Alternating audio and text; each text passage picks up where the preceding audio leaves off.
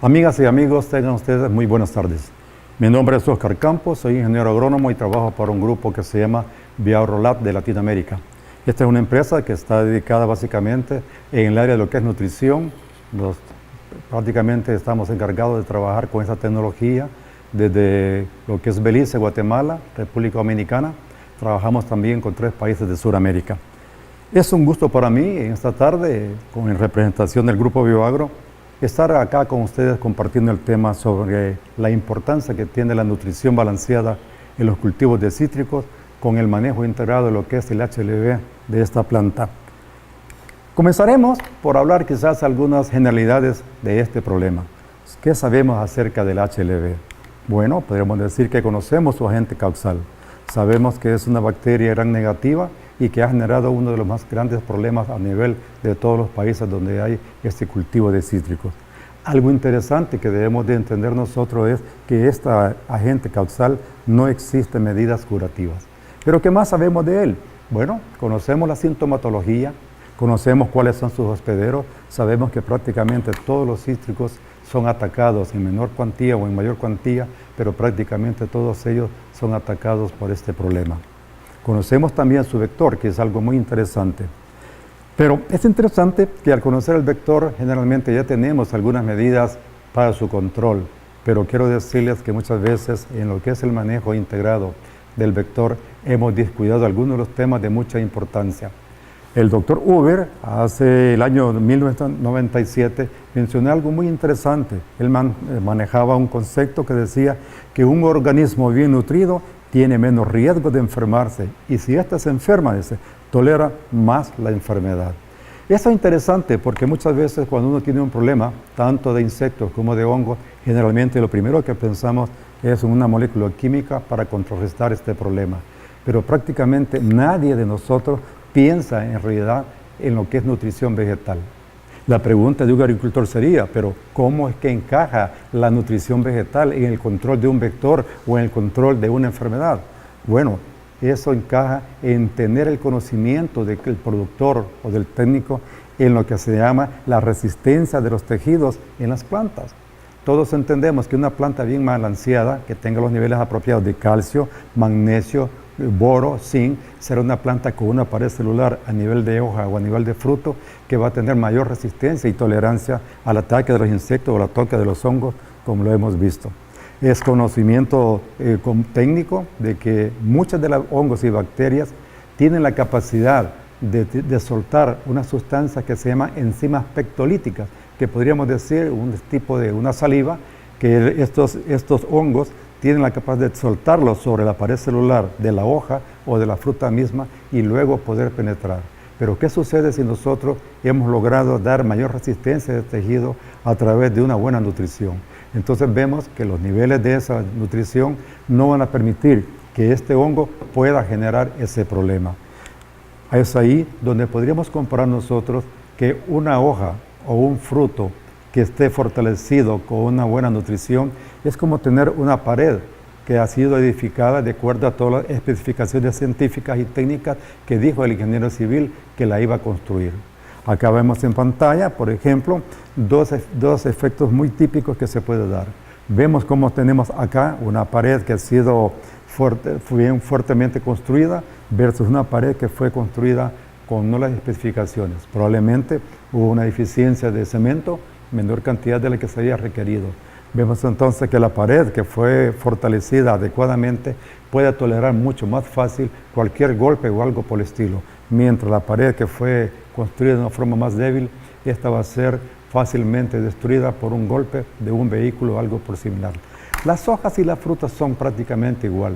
Si nosotros cuidamos de que nuestra hoja, que nuestra fruta esté adecuadamente nutrida, la planta va a generar sus propios mecanismos de defensa que le van a permitir contrarrestar los problemas del hongo o bien sea del vector que está encargado de transmitir esa enfermedad. Una de las preguntas que uno se va asociando es, dice, ¿cómo es que es posible? ¿Por qué las plantas atraen los insectos? No sé, amigo agricultor o amigo que esté escuchando este programa, que usted en alguna oportunidad se ha hecho esa pregunta.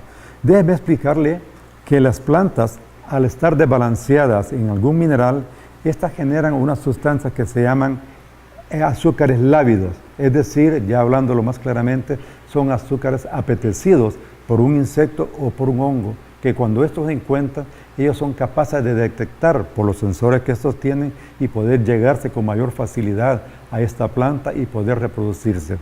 Trabajos científicos han demostrado de que, por ejemplo, cuando una planta está deficiente en un mineral, vamos a poner el caso más conocido, el cultivo de maíz, y una planta deficiente en el mineral boro, en un cultivo de maíz, este genera un tipo de azúcar que es detectado por los sensores del gusano cogollero que anda en el medio ambiente y atacar fácilmente.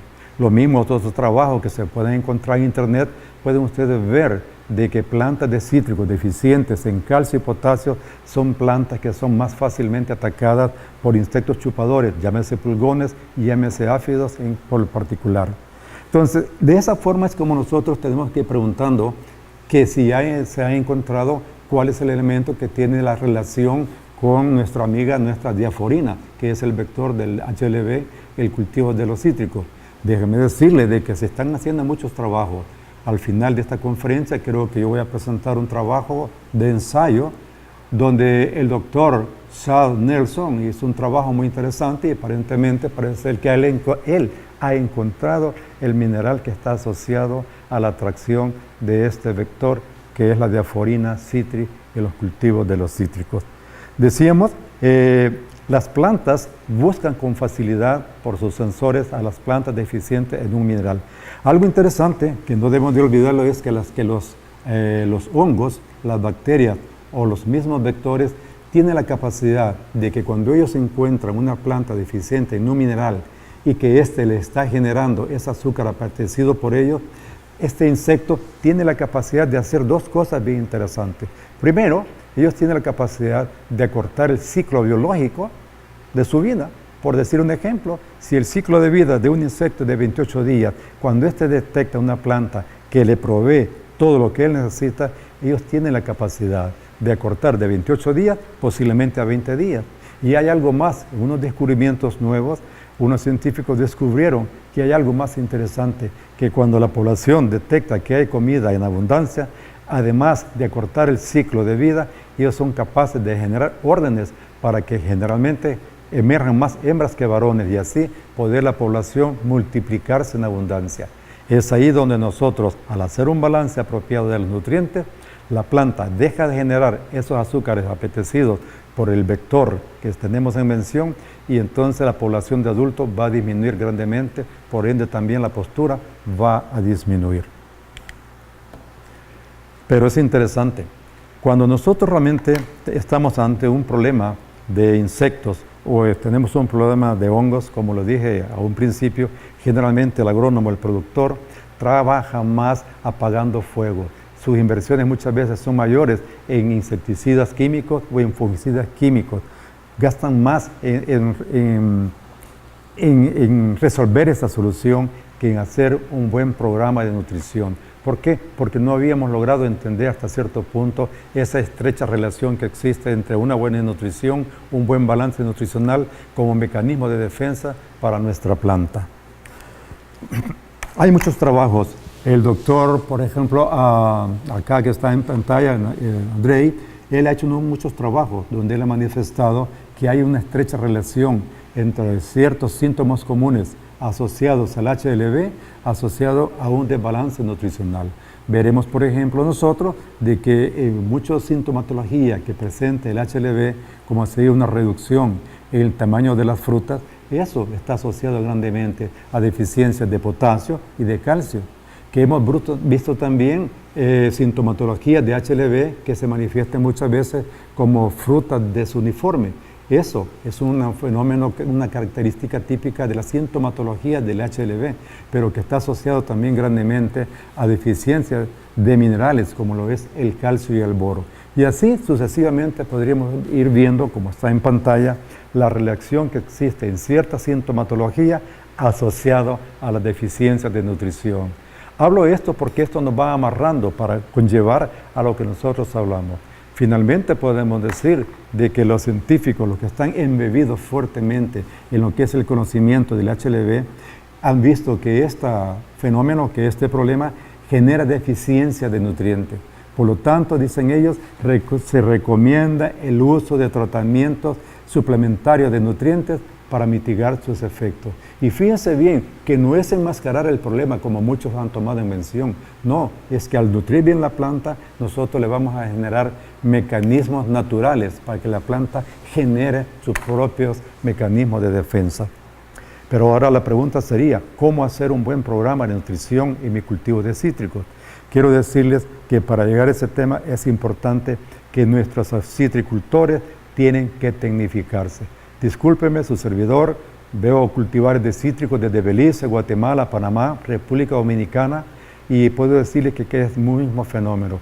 Muchos productores todavía no tienen como una parte, digamos, de educación de realizar análisis de suelo.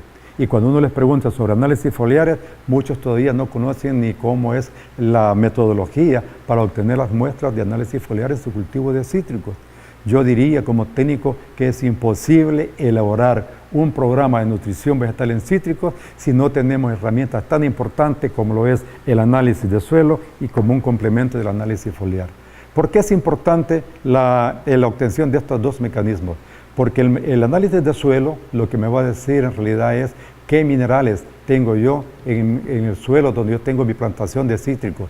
Pero es el análisis de tejido el que me va a decir exactamente cuál de esos minerales que están presentes en el suelo están subiendo donde yo los necesito.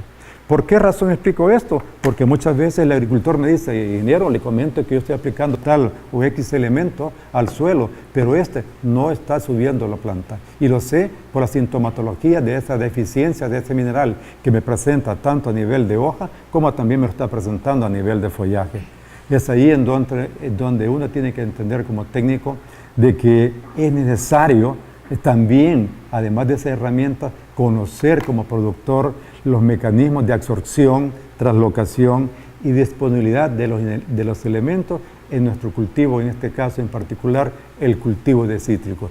Si nosotros no tenemos un buen análisis de suelo y foliar y no conocemos los mecanismos de absorción y translocación de los minerales, es muy difícil poder complacer a la planta la necesidad de esta, porque probablemente usted le va a estar dando un mineral que la planta no lo va a estar tomando. Como decíamos, es interesante el conocer que las plantas, al igual que los humanos, tienen conductos por donde los alimentos circulan. Decíamos, los humanos tenemos venas y tenemos aortas, al igual las plantas tienen dos conductos que todo el mundo conocemos. Es el xilema y es el floema. Vamos a comenzar por hablar cómo es la conducción de los nutrientes a través de ese conducto que se llama xilema. El xilema, por general, es el conducto que va en el centro del tejido leñoso, diríamos el corazón de lo que es el tallo. La conducción de estos elementos por el xilema, queremos decirle que es en una sola vía, es en una sola dirección. Pero ¿cuáles son los minerales? ¿Cómo es el mecanismo para que suban estos minerales a través de ese conducto? Bueno, partiremos de decir que los minerales se disuelven en la solución del suelo, de agua, y las raíces absorben esa solución y se mueven en el xilema hacia las hojas.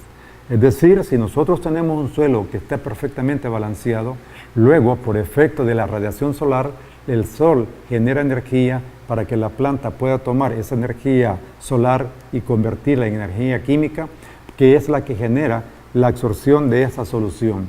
Generalmente, en fisiología se conoce que esa conducción de esa agua con esos nutrientes se le conoce con el nombre de savia bruta. La movilidad de los minerales vía xilema decía de que puede ser afectado por diferentes barreras que se llaman barreras de absorción. Decía, por ejemplo, que una de las barreras de absorción que son una limitante muy fuerte para la movilidad de los minerales en el xilema es la alta o baja luminosidad.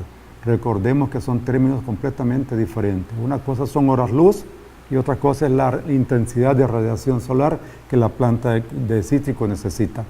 Tanto la baja iluminación como el exceso nos va a ocasionar poca movilidad de los minerales. Por ejemplo, yo mencionaba que en un momento dado podemos tener la radiación solar muy bien, pero que hay meses en que, por ejemplo, hay nubes que están tapando prácticamente al sol. Bajo esas condiciones de poca luminosidad, vamos a ver que muchos minerales, entre ellos el calcio, magnesio y entre otros, su movilidad es muy pobre. Entonces vamos a ver la respuesta que teniendo los minerales a nivel de suelo, la planta no los está tomando. Otra condición completamente diferente a veces es la alta radiación solar. Mencionaba hace un momento de que cuando hay un exceso de radiación solar, la planta sufre igual que los humanos de lo que llamamos insolación. Entonces, cuando nosotros vamos a la playa, generalmente vemos de que muchas veces tenemos que ponernos un agente bloqueador para no tener esa intensidad tan fuerte de radiación solar. Las plantas es igual. Cuando hay demasiada radiación solar, esto puede provocar insolación y es lo que muchas veces nos produce, en el caso de naranjas, frutas que son afectadas y que son rechazadas precisamente por ese término. Hoy en día, pues la gente, los científicos están trabajando con algunas fuentes como caolinitas, que son protectores solar para las mandarinas, que son las más afectadas, y otro tipo de naranjos que también pueden ser afectados. Entonces, cerrando el caso de la luminosidad, podemos decir que tanto baja luminosidad como demasiada intensidad nos afecta la calidad y es de tomarlo en cuenta. ¿Por qué? Porque bajo esas condiciones sabemos nosotros que la planta no va a tomar los minerales y que puede ser una forma, como una alternativa inmediata, podría ser aplicación vía foliar de una fuente que pueda percibirlo la planta con mucha rapidez. Otra barrera de absorción que afecta grandemente es lo que es la alta o baja humedad. Todos sabemos que el suelo pues, necesita una cantidad X de humedad, de agua, para que los minerales que están en el suelo puedan ser diluidos y que estos puedan subir por el xilema donde la planta lo necesita. Entonces, una cantidad muy baja de humedad va a afectar la movilidad de esos minerales. Vamos al extremo. En un momento dado, mi planta de cítrico puede hacer que se venga una canícula o un periodo de sequía por 10-15 días, mi sistema de riego no está funcionando y eso no va a permitir que los minerales que están en el suelo puedan subir donde yo los estoy necesitando. Otra barrera que muchas veces nosotros como agricultores no la tomamos en cuenta, y digo, pues porque he ido a muchas plantaciones de cítricos en donde he encontrado un pluviómetro, he encontrado muchos equipos, pero no he encontrado un termómetro para poder decir cuáles han sido mis temperaturas mínimas y temperaturas máximas. Muchas veces, inclusive en algunos lugares que he llegado, me dicen, mire, la temperatura ha estado en promedios aceptables. Pero yo siento que en la parte de lo que es temperatura no deberíamos de pensar tanto así como que el promedio, sino que pensar realmente en esos eventos muy puntuales. Por ejemplo, el cítrico, la temperatura, hasta donde tengo entendido, la temperatura promedio para una buena condiciones del cítrico debería oscilar entre 20 grados centígrados mínimo y temperaturas quizás máximas de 33 grados, con algunas pequeñas variables. Pero ¿qué sucede en cítricos en un momento dado cuando la temperatura nos baja a 18 o 17 grados? Podríamos ver que bajo esas condiciones hay ciertos minerales que tienen poca movilidad. Podríamos hablar básicamente del potasio, como pueden ver ustedes en la gráfica que están ustedes viendo ahí, veremos que en condiciones de temperatura muy baja, a veces abajo de los 20 grados, ese mineral potasio, la disponibilidad va a ser bastante baja. Seguido también, por ejemplo, de un magnesio que es importantísimo. Ustedes recuerdan de que el magnesio es el corazón de la clorofila. El concepto de fotosíntesis lo dice muy claro.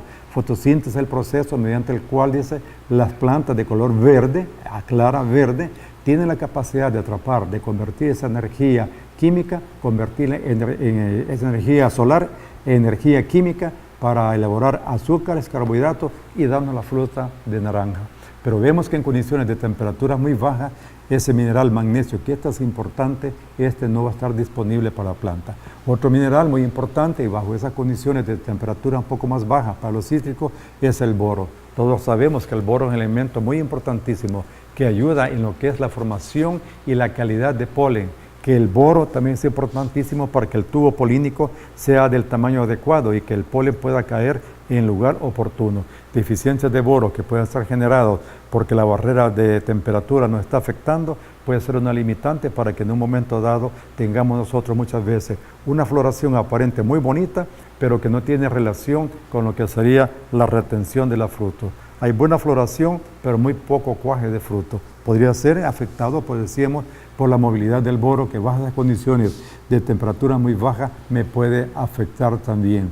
Otro elemento también que se ve un poco limitante es el elemento zinc, cuando las temperaturas bajan abajo de lo normal que permite al cultivo de cítricos. Vámonos ahora. Nosotros sabemos, los que visitamos cultivos de cítricos, que la mayor parte de cítricos están donde las temperaturas muchas veces sobrepasan a 33, 35, acercándose muchas veces hasta 40 grados de temperatura. Ustedes están viendo en la pantalla de que la deficiencia básicamente de este mineral en temperaturas demasiado fuertes, el primer mineral que se vuelve una limitante es el calcio.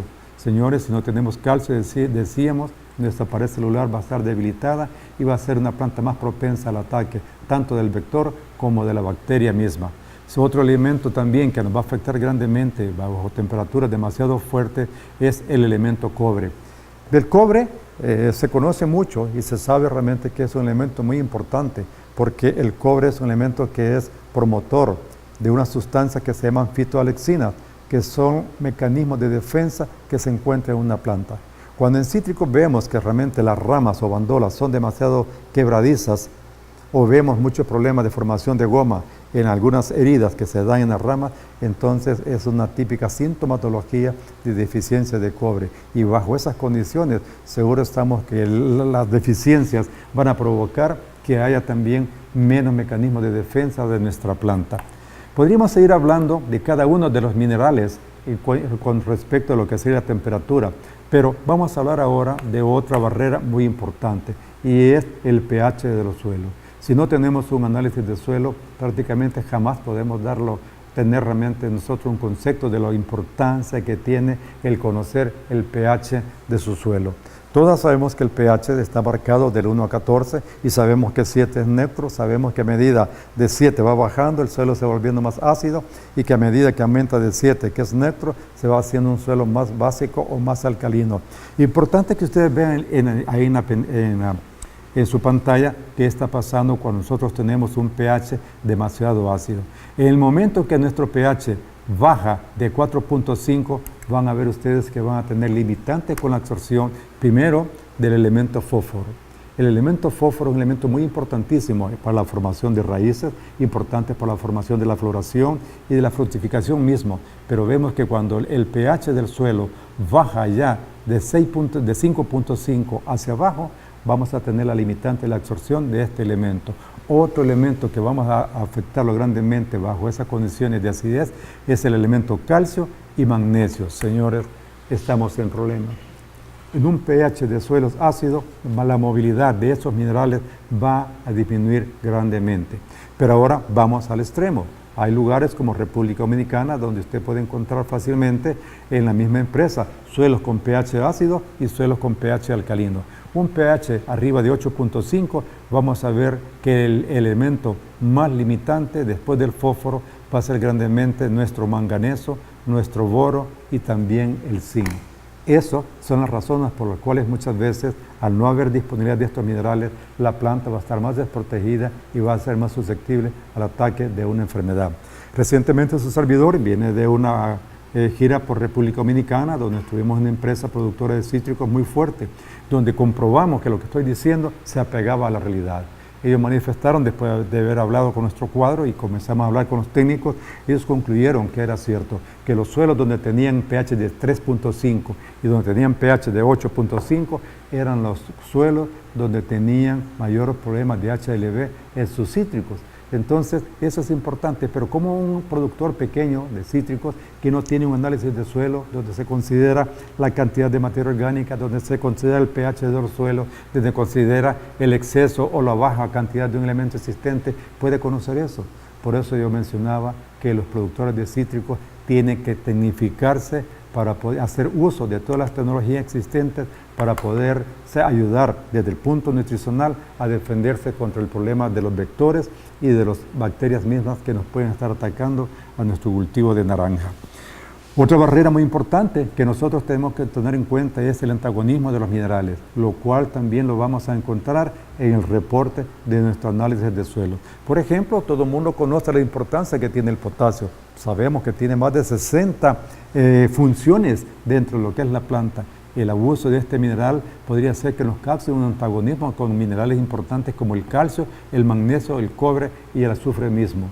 Un exceso, por ejemplo, de calcio también me puede afectar al potasio, al magnesio, al boro, al azufre y al cobre. Entonces es importante que al tener esas herramientas como el análisis de suelo, poder verlas, interpretarlas y conocerlas para poder manejarlas en nuestro favor. Señores, decimos, es importante y recalcarlo, la importancia que tiene el análisis de suelo y el análisis foliar como complemento para el primero. Otra barrera que también es importante que como productores conozcamos es la velocidad de movimiento que tienen los minerales dentro del floema. Los científicos han concluido que el elemento que se mueve con mayor facilidad es el nitrógeno. Se pone pues que el nitrógeno se mueve a un 100%. Y esa es la razón por la cual usted ve que usted tiene una planta deficiente en nitrógeno, usted aplica una urea al suelo o un nitrato o cualquier fuente nitrogenada y usted lo busca en la tarde, ya sus niveles de nitrógeno van a estar de acuerdo como usted los tenía. Pero vemos que hay elementos que son un poco más lentos. El potasio, por ejemplo, se mueve simplemente a un 90% comparado con un nitrógeno. Pero hay un grupo de minerales como el fósforo, el azufre, el magnesio, manganeso, hierro, cobre, entre otros, que se mueven entre un 40 y un 60%. ¿Por qué es bueno considerar este tema? Porque nos va a ayudar también para saber con qué rapidez yo voy a corregir esa deficiencia de ese mineral. Pero ojo, me faltan dos minerales que son de gran importancia. El boro. El boro se mueve escasamente al 20% de movilidad comparado con lo que es el nitrógeno. Es importante conocer la movilidad de estos minerales, pero existe un mineral que se llama calcio, que hemos estado hablando bastante en esta conferencia, que se mueve escasamente a un 5%. ¿Qué significa un 5%? Que el calcio se mueve 20 veces más despacio que un nitrógeno, y que esa es la razón por la cual muchas veces aplicamos nosotros un calcio al suelo y la respuesta no la vemos en el tiempo que nosotros quisiéramos.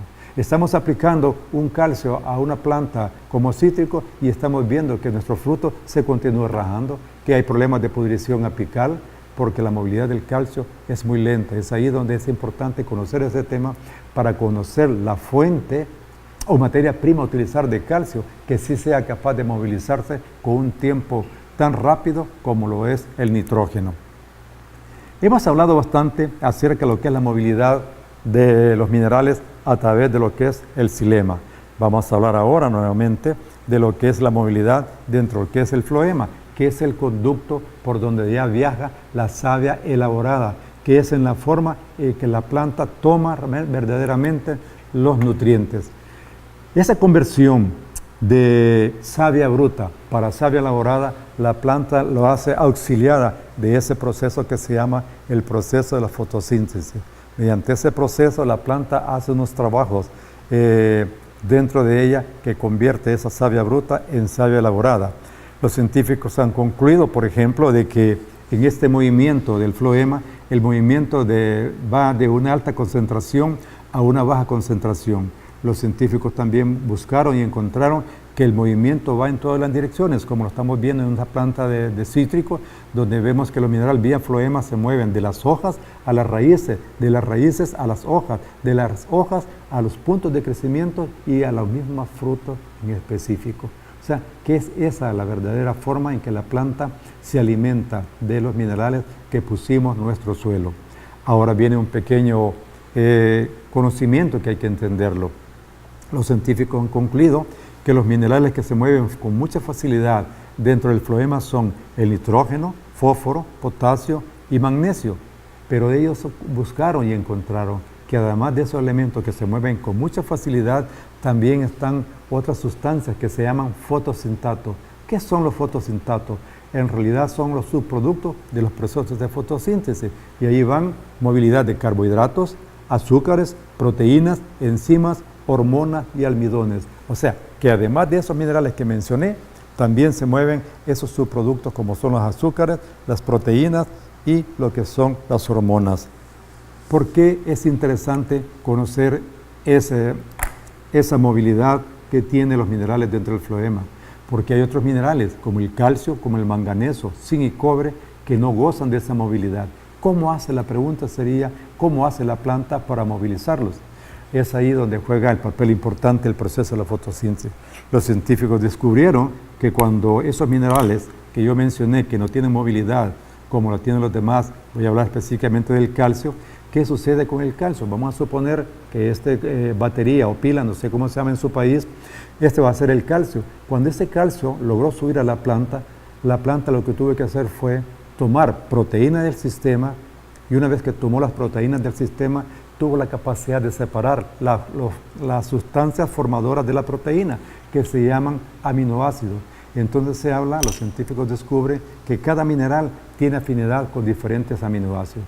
Vamos a suponer de que el calcio que yo quiero enviar llegó al floema.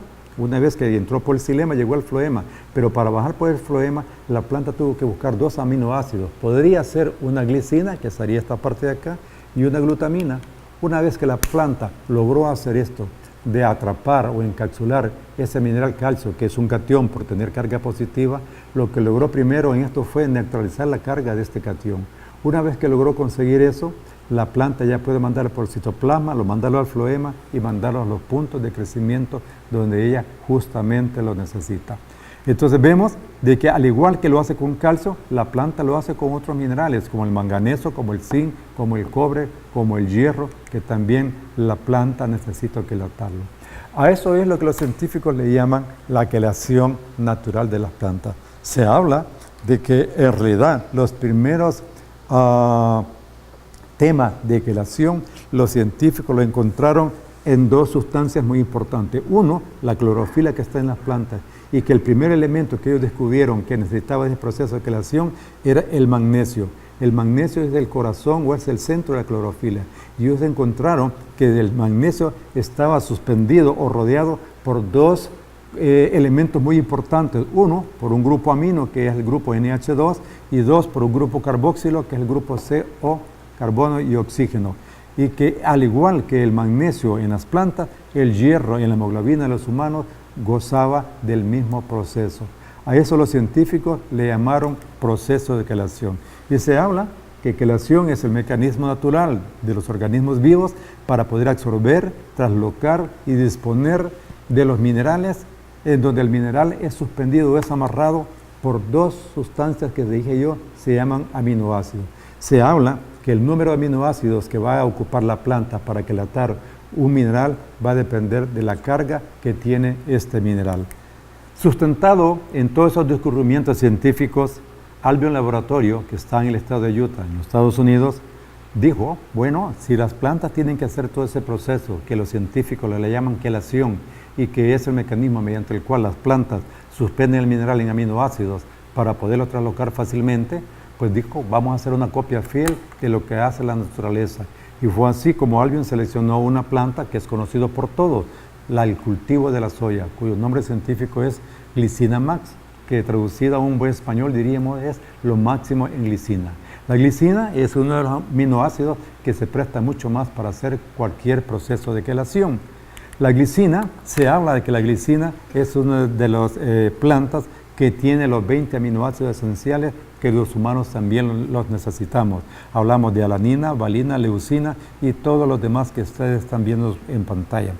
Albion logró, mediante la tecnología, separar la proteína de la planta de soya, separar los componentes que son cada uno de los 20 aminoácidos que forman la cadena para formar la proteína y hacer lo que nosotros llamamos una copia fiel de lo que hace la naturaleza. Hablamos entonces de que Albion lo que hizo fue separar los aminoácidos y agarrar un mineral. Vamos a suponer que ese es el mineral que yo quiero quelatar, calcio. El calcio, para el proceso de quelación, necesita 2 aminoácidos porque es un catión que tiene 2 valencias. Entonces, por lo tanto, va a necesitar 2 aminoácidos. Este es un aminoácido y este es otro aminoácido. ¿Cuáles son las características de un aminoácido? Que están compuestos de 2 elementos muy importantes. Uno, de lo que es el grupo amino, que es el grupo NH2, y 2, está compuesto de un agente donador, que es el grupo carboxilo, que está constituido por el carbono y el oxígeno. Entonces, Albion logra suspender este mineral calcio, que es de baja movilidad en el floema, lo logra suspender con estos 2 aminoácidos y luego recubrirlo con proteína. ¿Qué facilidad me da esto del calcio? Que yo he convertido un mineral que es de baja movilidad, yo hablaba que se mueve a escasamente un 5% comparado contra el nitrógeno. Ahora que yo tengo un elemento calcio que se mueve con mucha facilidad, al igual que un nitrógeno. ¿Por qué? Porque la planta no es capaz de reconocer a ese elemento de poca movilidad, sino que la planta lo que reconoce son las moléculas como una parte de la proteína, permitiendo que esta molécula viaje en el floema en lugar de lo que es el xilema. Ahora usted tiene una tecnología donde usted puede aplicar un metalosato de calcio o un hierro o un magnesio que se va a mover con una facilidad grande porque no va a pasar por el xilema, sino que va a ser directamente al floema. Ahora yo tengo un calcio, un hierro, un magnesio que va a bajar, lo aplico en la hoja y con un corto tiempo, Albion habla de que en un escaso tiempo de 2 horas son absorbidos más del 50% de un mineral quelatado con aminoácidos de proteína de soya. Habla de unos trabajos que hemos hecho en universidades de los Estados Unidos, que 2 horas más tarde ese mineral se está movilizando dentro del sistema de la planta y que 2 horas más tarde ese quelato se está rompiendo dentro del sistema, donando al mineral y que los aminoácidos forman cadenas para formar proteína. Esa es la tecnología, damas y caballeros, que nosotros representamos y que queremos poner a disposición de ustedes en sus programas, en sus proyectos de nutrición, en sus cultivos de cítricos. Esta tecnología nos va a permitir en nuestra plantación de cítricos, uno, mejorar la coloración. Vemos de que al donar aminoácidos y donar proteínas está donando energía a la planta. Decíamos que la planta se gasta más de 300 kilocalorías en hacer el proceso de coloración. Ahora la planta no se los gasta, más bien los está recibiendo. Esa energía lo va a utilizar en formar carbohidratos, en formar azúcares y darnos una fruta de mejor calidad. Lógicamente, decíamos, una planta bien nutrida también va a tener más resistencia a las condiciones de estrés, de frío, de calor, de baja humedad, de poca humedad, porque esa nutrición, la planta con esos minerales va a generar mecanismos de defensa para todos esos tipos de estrés que se va a presentar. Como continuación a los temas que estoy hablando de la nutrición, quiero hablar y resumir casi la parte final de un elemento que le he estado dando mucha importancia porque lo hemos visto en todos los trabajos de investigación que se han hecho, y es el calcio y la relación con la resistencia de los tejidos. Para hablar del dilema del calcio y la relación con la resistencia a los tejidos, es importante que hagamos un pequeño repaso de las principales funciones que tiene este mineral. Uno, podríamos decir que interviene en la división y elongación celular. Esto es importante porque el calcio es un componente básico para lo que es la formación de raíces. Muchas veces nos hablaron de que el fósforo es un elemento muy importantísimo para la formación de raíces. Quiero decirles que si no tenemos fósforo, podemos tener cualquier cantidad de fósforo, pero si no tenemos calcio, si no tenemos boro, que son elementos que trabajan en división celular, nuestro sistema radicular va a ser bastante pobre. 2. Hablemos también de que presenta funciones estructurales de fortalecimiento de la pared celular. Es decir, si la pared celular de mi hoja, de mi fruta, tiene suficiente calcio, que se forman como pectáculos de calcio, serían como capas que se van formando, que son los que le dan fortaleza a la piel de esa hoja o de ese fruto. Eso para nosotros es importante. ¿Por qué? Porque conocemos que numerosos hongos y bacterias secretan enzimas que deterioran la pared celular de los vegetales. Un nivel apropiado de calcio puede reducir significativamente la actividad de esas enzimas y proteger a nuestra planta de un ataque, bien sea de nuestro vector o bien sea de la bacteria misma que nos está atacando. Importante el calcio también, dentro de sus funciones está el que ayuda a proteger a la planta contra el estrés del frío y calor mediante la inducción de proteínas de choque térmico. Es decir, la planta cuando tiene los niveles apropiados de calcio, ella sabe cuándo le pide que genere proteínas con el estrés por frío o que le genere proteínas que le van a dar mecanismos de defensa para el calor. Otra función importante del calcio es que el calcio, al igual que el boro, favorecen la calidad de polen y el crecimiento del tubo polínico, relación flor-acuaje de los frutos. Un desbalance de calcio y de boro van a favorecer que también lo que mencionamos, una buena floración posiblemente, pero una baja relación con el cuaje de los frutos, que es lo que más nos interesa. Otra función muy importante que tenemos que tomarla en cuenta de la función del calcio es que el calcio acelera la maduración de las hojas, es decir, que las hace más firmes. Y una hoja, al estar bien solidificada, el vector no le gusta porque eso le va a dificultar mucho más su penetración. El calcio es un elemento que podríamos pasar quizás horas hablando de él, pero estamos haciendo un pequeño resumen de este. Veamos lo problemático del calcio. El calcio en los suelos ácidos es muy deficiencia, porque la deficiencia se presenta con más frecuencia en esos suelos ácidos y los que son arenosos. El exceso de esos iones de hidrógeno desplazarán al calcio, entonces va a ser elemento muy deficiente en ese tipo de suelos de pH ácido. Vámonos a suelos alcalinos. La presencia de los iones de hidrógeno prácticamente es nula. Y al no haber hidrógeno, eso dificulta los procesos de liberación del calcio. Es decir, nosotros tenemos problemas de absorción de calcio, tanto en suelos ácidos como en los suelos alcalinos mismos. Por eso es importante el conocer las fuentes de calcio que tienen que ser de una rápida absorción en nuestro cultivo. Hoy en día se habla mucho de la aplicación de nitratos y de cloruros de calcio para uso foliar. Pero es de tener cuidado porque muchos tejidos son muy sensibles a las sales y estos pueden producir algunas quemaduras tanto a nivel de follaje como a nivel de frutos.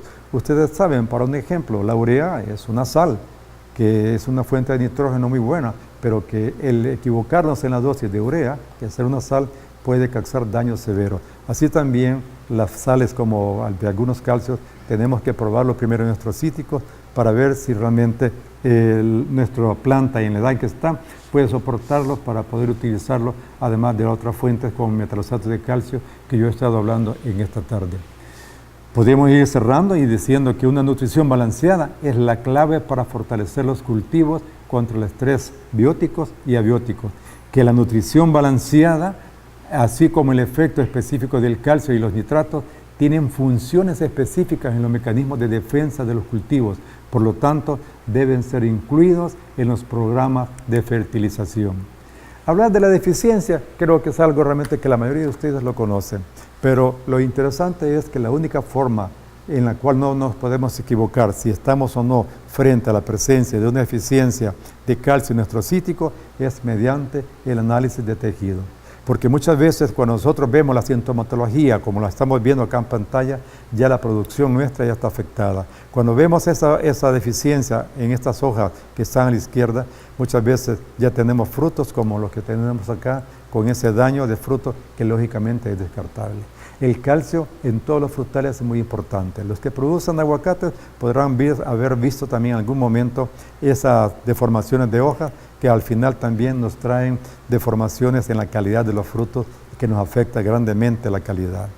Entonces, con todo ese conocimiento que hemos hablado del calcio y de otros minerales que tienen poca movilidad, un productor puede preguntarse, puede decirse, ¿cuál sería una buena alternativa en los foliares?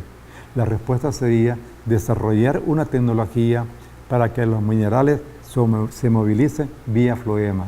Y es lo que mencionábamos, cómo se daba nuestro calcio. Decíamos que nuestro calcio realmente ya no se mueve vía xilema, sino que al aplicarlo con la tecnología de los metalosatos, en la tecnología Albion, este calcio se moviliza específicamente ya por el floema. Entonces se conduce tan rápido como se conduce un mineral como el nitrógeno o un magnesio que tienen una gran movilidad dentro de lo que es el floema en el sistema de las plantas. Para ir cerrando el capítulo, quiero presentar algunos trabajos de investigación que van amarrando lo que estoy mencionando, la importancia de lo que es la nutrición en lo que es el manejo del problema del HLV en nuestros cítricos. Este es un trabajo que está en inglés y que lo vamos a dejar acá a disposición de OIRSA para que ustedes puedan consultarlo. Para efecto de presentarlo, en esta tarde hicimos un extracto de los cuadros más importantes y hicimos una pequeña traducción del título que podríamos llamarle Suplementos nutricionales metalosatos con calcio que reducen la presión de plagas en la producción de cítricos. Este es un trabajo realizado en la Florida por el doctor Chad Nelson, que ustedes pueden encontrarlo en internet, donde el objetivo principal de esta investigación era determinar si el calcio aplicado a cítricos podía afectar la densidad de población y comportamiento de la diaforina cítrica en las pruebas de campo y el impacto del mismo en la calidad de los cítricos. Fue un trabajo muy interesante, del cual prácticamente lo que nosotros extraemos es lo siguiente. Estos cuadros son muy interesantes porque aquí nos están demostrando la infestación de los adultos de diaforina citri en todos los tratamientos de nutrientes foliares con y sin calcio. Aquí podemos ver como un punto muy importante es que todos los tratamientos que llevaban calcio superaron siempre al testigo, comparado con el que no tenía calcio. Vemos acá, por ejemplo, de que el testigo El control lo tenemos acá con la letra A. Vemos que seguido, digamos, por una aplicación de calcio con potasio, que anda también con un AB, que sí hay una diferencia bastante significativa, seguida de un calcio con potasio, pero vemos que hay un tratamiento que el mejor resulta ser el tratamiento que lleva metalasato de calcio con metalasato Cropap. Cropap, en una forma sencilla, quiero describirles que es un cóctel de minerales que lleva magnesio, hierro, zinc, magnesio, manganeso, y luego fue fortalecido con un poco de metalasato de calcio y que fue el tratamiento que mejor resultado dio. Luego, otro extracto que yo obtuve de este trabajo, que ustedes pueden verlo detenidamente, porque va a quedar acá en OIRSA, era el efecto del calcio en las poblaciones de diaforina en los diferentes tratamientos. Vemos acá, por ejemplo, que donde hubieron las aplicaciones de metalasato de calcio, la cantidad de adultos encontrados fue bastante inferior comparado con el testigo que solamente llevaba agua. También interesante, como ustedes pueden ver, cómo fue la respuesta para la población de huevos de diaforina encontrados en las plantaciones en las que se aplicó calcio. Vemos que la diferencia es muy significativa. No así tanto en lo que fue de las ninfas, o sea, los huevos que logró depositar la diaforina, aun cuando las plantas tenían calcio, la intervención que tuvo el elemento como tal fue muy poco. La apreciación que podemos cerrar de esto es que la planta con el calcio genera su propio mecanismo de defensa, que al cesarle esa formación de azúcares lábidos apetecidos por la diaforina, aparentemente eso fue la que ella se acercara menos a las plantas tratadas con metalasato versus la que no tenían. Para mí prácticamente esa sería una conclusión, y luego tenemos acá una parte final donde lo que yo extraje nada más es ver la diferencia en el rendimiento. Cuando ustedes, los que están interesados, leen el tratamiento por completo, van a darse cuenta que no solamente la aplicación de calcio con Cropap, además de disminuir la población y la cantidad de huevos, mejoró la calidad, al mejorarla en Brix, al mejorarla también la calidad de días anaquel que generó los productos, la cosecha obtenida de las plantas obtenidas. Este es un cuadro resumen que ustedes lo pueden ver también, en donde vamos a ver realmente que las aplicaciones de calcio redujeron en un 24.8%, redujeron las infestaciones de los problemas de la diaforina. Finalmente, quiero ir casi cerrando este trabajo de esta tarde con unas pequeñas reflexiones acerca de lo que es el calcio. Primero, diríamos que el calcio es un elemento poco móvil, tendiendo de acumularse en los órganos más viejos. Los órganos de mayor actividad metabólica, como son las hojas en crecimiento, frutos y meristemas apicales, son los que reciben menor cantidad de calcio, y es por eso ahí donde tanto los vectores como los patógenos, hongos o bacterias hacen mayor facilidad su penetración. La carencia de calcio afecta también los órganos de formación y en crecimiento, donde queda fijado en las paredes celulares. Es decir, que al formarse esas sustancias que se llaman pectatos de calcio, que son como capas que van fortaleciendo los tejidos de la hoja y de la fruta, eso va a ser lo que nos va a dar lo que nosotros buscamos, que la planta tenga su propio mecanismo de defensa para ello. Quiero decirles que este acercamiento que nosotros estamos teniendo con OIRSA ya se está teniendo algunos lucros. Por ejemplo, en Honduras, el ingeniero Santos Omar Hernández, que ahí está su correo y está su teléfono, está haciendo unos trabajos muy interesantes allá en OIRSA, donde ellos han descubierto que el elemento básicamente que está generando mayores problemas es el elemento magnesio. Ellos han comprobado que han utilizado varias fuentes de magnesio, pero que el metalasato de magnesio es el que le está aportando los mejores resultados. Es probable que en un momento dado algunos de nosotros hagamos una gira por Honduras y podamos comparar y ver realmente los resultados de esos trabajos, que a lo mejor un día de esto los veremos a presentar de esta misma forma ante esta misma metodología acá en OIRSA. En República Dominicana, decíamos, su servidor estuvo recientemente en una empresa que produce muchos cítricos y que dejamos la inquietud cuando presentamos este trabajo hecho por el doctor Saad Nelson. La gente se quedó muy interesada y estamos ya formando prácticamente los protocolos para hacer una extrapolación del trabajo hecho en la Florida, tratar de reproducirlo en República Dominicana. En Guatemala, por nuestra parte, el ingeniero Rigoberto Suy, y ahí está su correo y está su teléfono, ya hizo un acercamiento por tercera vez con el técnico de OIRSA y ya están armando los protocolos para hacer también un seguimiento y ver cómo un balance nutricional en nuestra planta de cítrico va a ir encajando en lo que es la tolerancia y la resistencia a los problemas del HLV. Damas y caballeros, para mí realmente ha sido un gusto estar con ustedes esta tarde. Por ahí queda realmente nuestro teléfono, nuestro correo, y si hubiese pues que ampliar algunas consultas, va a ser un gusto para nosotros como Bioagro poder ayudarles y poder atenderles. Y ojalá en las visitas a los diferentes países, tal vez tratar de, por parte mía, tratar de encontrarnos y poder platicar personalmente algunos temas que tal vez a ustedes les puedan interesar relacionados a la parte de lo que es la nutrición vegetal. Por mi parte les agradezco, muchas gracias y pasen una buena tarde.